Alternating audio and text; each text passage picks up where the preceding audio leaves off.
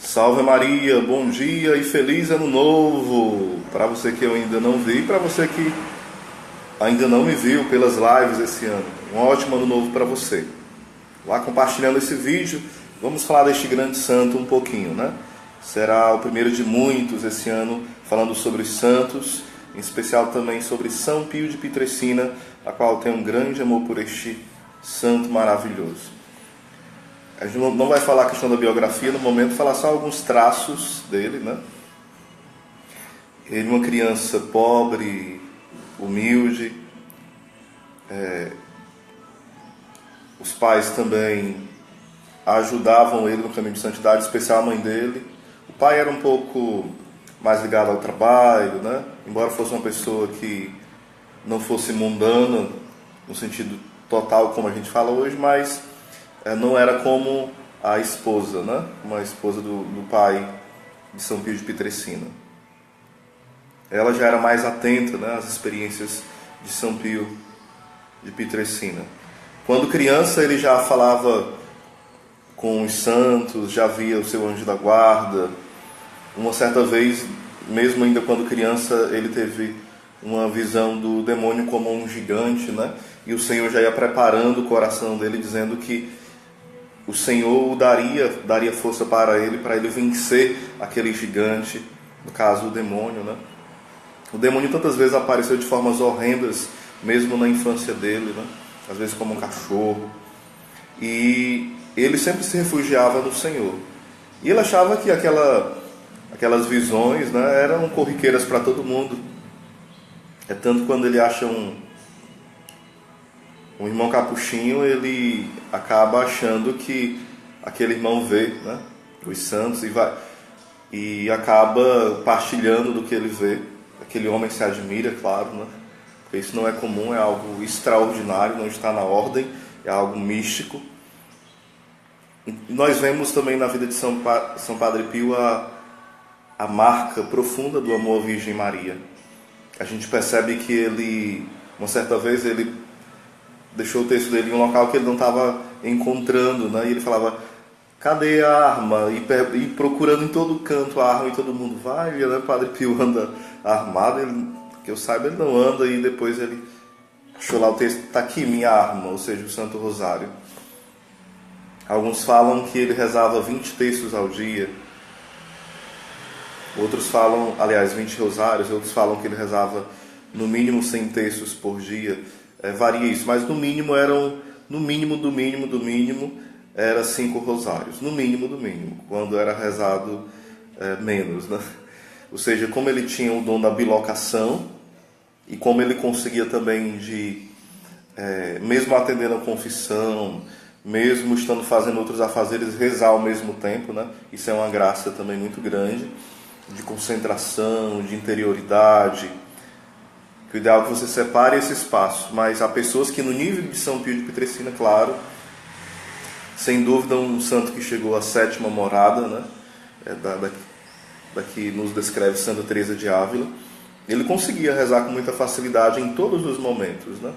O Santo Terço. Ele conseguia rezar bem, no momento de sofrimento, no momento de alegria, de concentração, de silêncio, de atender, de aconselhar, de confessar. Então, um santo profundamente com um coração filial, um coração desse que se entrega inteiramente nas mãos da Virgem Maria. Teve uma certa vez, São Pio de Pietrelcina estava muito doente, né? Como várias vezes ele foi acometido por várias doenças, e uma certa vez estava passando a imagem de Nossa Senhora de Fátima por algumas cidades, e a cidade onde São Pio de Pietrelcina estava não estava no meio. Depois ela começou a estar no meio por conta, né, do valor de São Pio de Pietrelcina para a igreja, para as pessoas. E depois decidiram que não, que era injusto, porque a cidade onde São Pio de Pietrelcina morava era muito pequena e não deveria passar lá.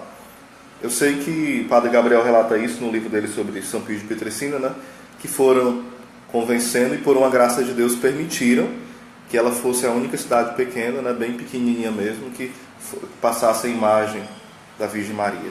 E quando a imagem passou por aquele local, São Pio de Pietrelcina foi alcançado pela graça da cura, pela graça de uma profunda paz, né?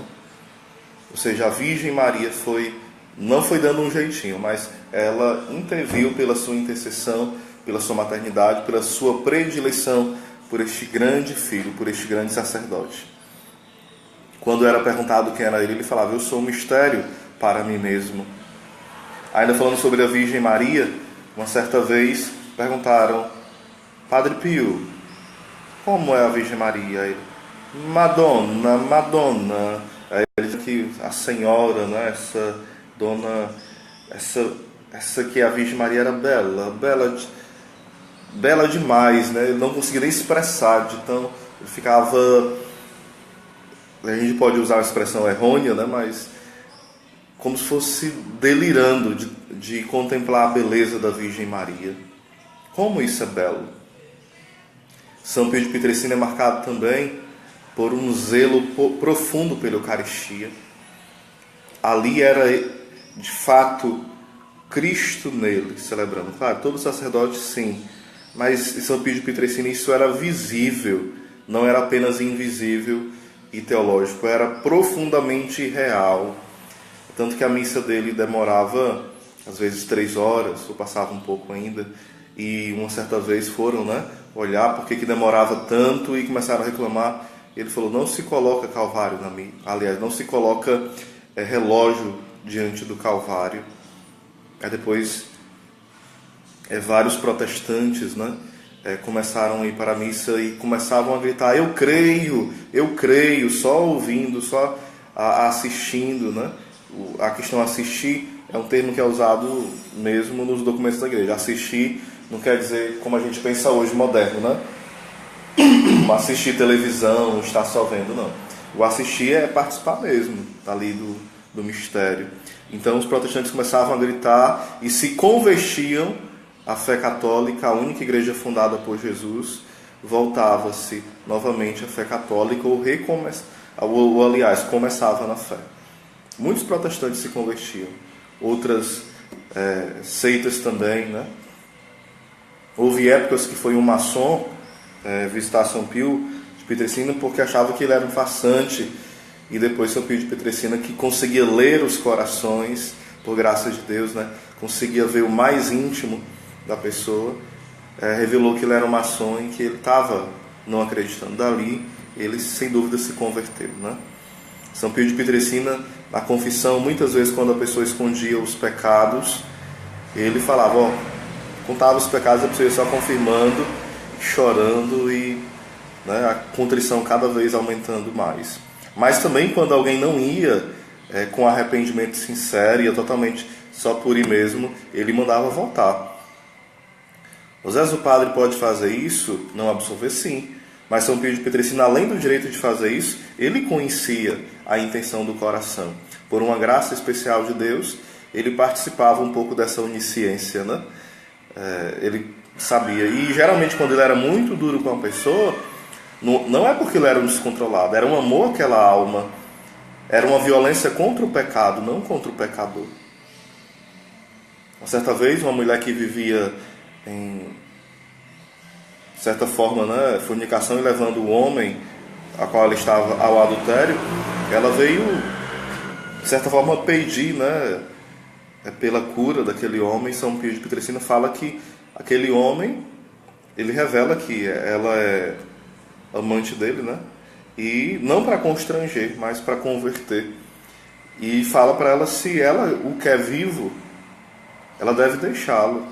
E ela vai, sai, fica muito pesarosa, mas decide deixar aquele homem.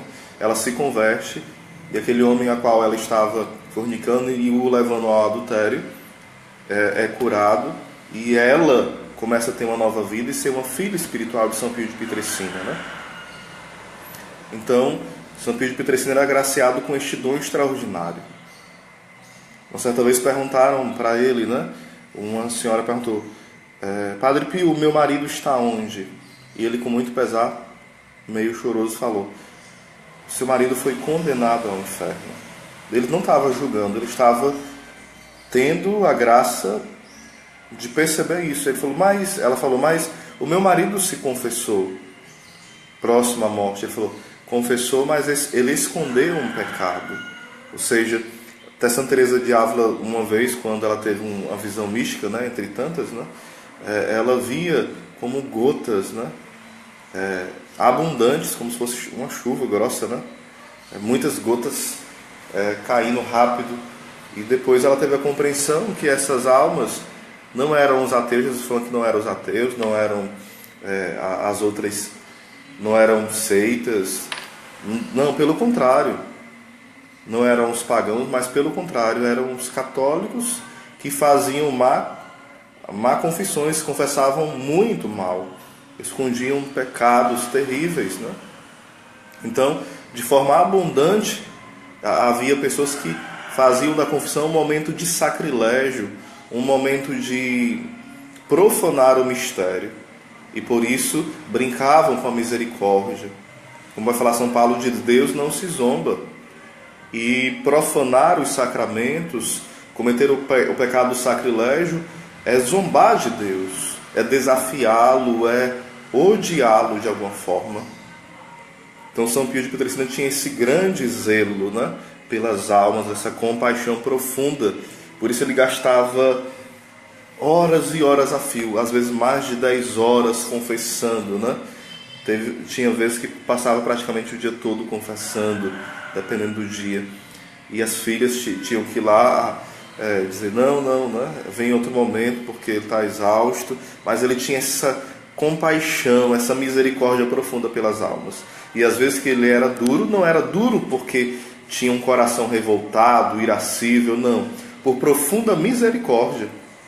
Uma certa vez, quando ele estava vendo um monte de gente o procurando, né? Ele foi lá e as pessoas estavam fazendo barulho e não estavam respeitando o espaço sagrado. E ele começou a esbravejar e falar alto e mandando as pessoas voltarem para casa, né? E depois perguntaram, Padre Pio, o senhor está irado? Ele, não estou irado não, estou muito calmo. Eu faço isso para que as pessoas respeitem a casa de Deus. É aquilo que fala, né? A palavra de Deus, zelo pela casa do Senhor me consome. Então, como isso é belo? Um abraço aí, Wagner Lima, Deus te abençoe, meu irmão. Daqui a pouquinho o Clube da Paz, certo? Shalom do Pai. Compartilha aí o vídeo, tá bom, irmão? Com outras pessoas. Então, São Pio de Pietrelcina, alguns acham que foi até, né, algumas pessoas questionaram no processo dele a questão do temperamento muito forte.